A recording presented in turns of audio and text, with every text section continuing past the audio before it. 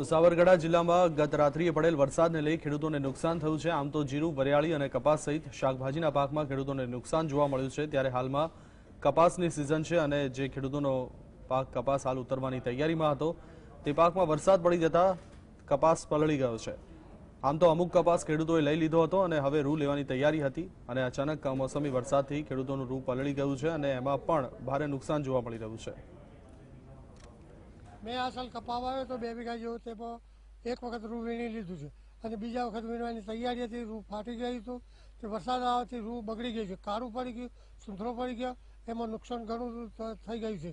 10 થી 15,000નો મેં खर्चो कर्यो हतो, ए खर्चो पण मळवानो नथी। मार्केटमां लईने जशो तो आ रूं वेपारीओ मारुं खरीदशे नहीं अने खरीदशे तो सस्ता भावमां खरीदशे એટલે ઘણે પૂરેપૂરું નુકસાન થશે અમને।